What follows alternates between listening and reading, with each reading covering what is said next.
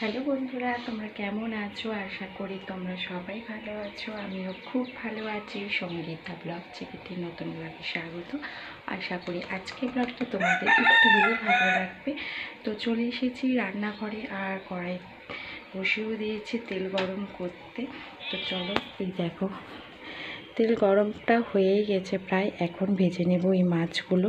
তো চলো, 3 পিস মাছ আছে, এবার ফটাফট মাছগুলো একটু ভেজে নিই। তারপরে কী রান্না বান্না করছে তোমাদেরকে পরে দেখাবো।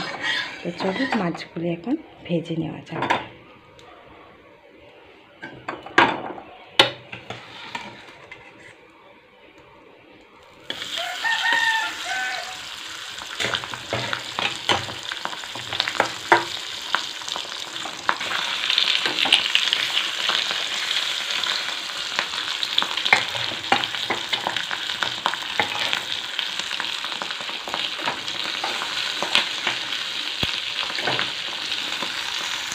ঝোলটা বসিয়ে দিয়ে চলে এসেছিলাম জামা কাপড়গুলি ধুতে, আর ওদিকে দেখো জলও চলে এসেছে।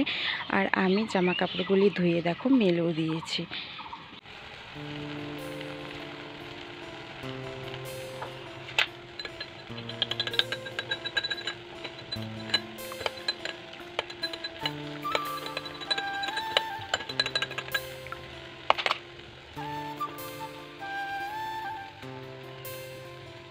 তখন তো তোমরা দেখেই নিয়েছো যে আমি কিন্তু রান্না বসিয়ে দিয়ে কিন্তু আমি হচ্ছে জামা কাপড়গুলো ধুয়ে নিয়েছিলাম, ধুয়ে কিন্তু মেলেও দিয়েছি, তোমরা দেখে নিয়েছো। তারপর কিন্তু আমি নিজে ফ্রেশ হয়ে গেছিলাম, ঘরে এসে তবে চেয়ার চিজ খেয়ে নিচ্ছিলাম। কিন্তু হচ্ছে কি বলতো, ঘরে না লেবু ছিল কালকে, কিন্তু আজকে ছিল না।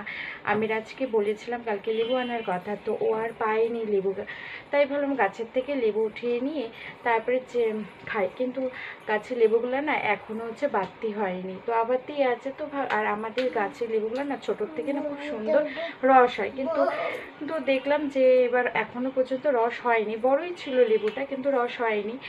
তাই দেখো লেবু ছাড়াই কিন্তু চেয়ার চিজটা খেয়ে নিয়েছিলাম। আর চেয়ার চিজ খেতে খেতে দেখলাম বাবানও উঠে পড়েছে। তো বাবানকে ফ্রেশ করিয়ে তো আমি চলে গেছিলাম স্নান করতে। তো আমার স্নান কিন্তু কমপ্লিট হয়ে গেছে। তো চলো, কি রান্না বান্না করেছি সেটা তোমাদের সাথে শেয়ার করি। আর ভাতও বসিয়ে দিয়েছি, আর ওদিকে কিন্তু হচ্ছে চাও বসিয়ে দিয়েছি। চলো, কি রান্না করেছি তোমাদের সাথে সেটা শেয়ার করি। তো চলো,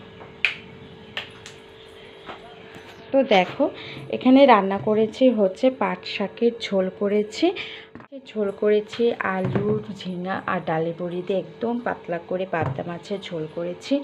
আর করেছি এদিকে দেখো হচ্ছে চাটা বসিয়ে দিয়েছে, ভাতও বসিয়ে দিয়েছে। চলো, চাটা কিন্তু হয়ে গেছে, এখন নামিয়ে রাজকে দিয়ে দিই। চলো, চাটা নামিয়ে নিই।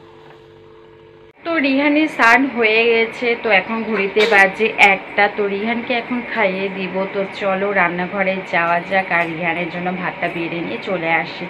আর কি রান্নাবান্না করেছি সেটা তোমরা দেখেই নিয়েছো। তো চলো রান্নাঘরে গিয়ে রিহানের ভাতটা নিয়ে আসি। তো আজকে তো তোমরা জানোই কি রান্না করছি, মাছের ঝোল দিয়ে এখন রিহানকে মেখে খাইয়ে দিব। তো চলো, সেটাই এখন হচ্ছে করবো। চলো দেখতে থাকো। তো একটা থেকে রিহান খায়, 1-1:30 দিকে, তোমরা তো সবাই জানো। তো দেখো এখন থালাটা ধুয়ে নিচ্ছে ভালো করে, নিয়ে এখন ভাতটা বেড়ে নেব। তো চলো ভাতটা বেড়ে নিই আগে।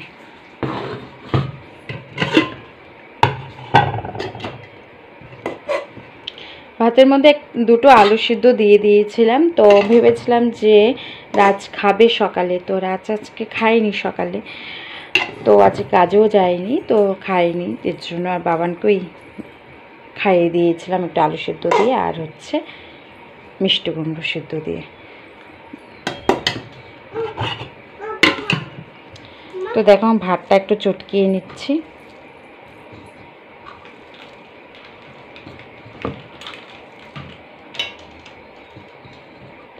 রিহানকে এখন খাইয়ে দিয়ে তারপরে ঘুম পাড়িয়ে দিয়ে একটু ঘর উঠানটা ঝাড়।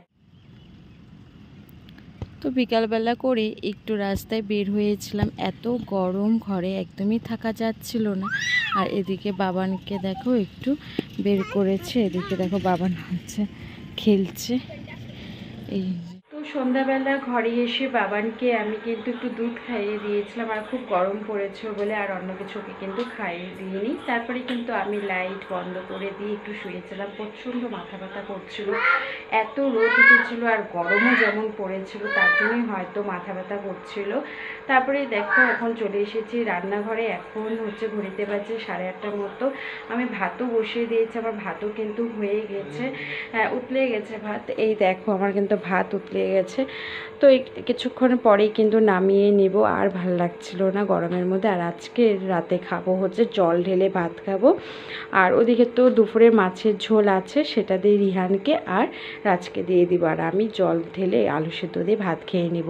তো আজকের ব্লগটা এই পর্যন্ত। তোমাদের যদি ভালো লেগে থাকে তাহলে কি করতে হবে তোমরা তো জানোই, লাইক কমেন্ট শেয়ার সাবস্ক্রাইব করতে কিন্তু কেউ ভুলো না।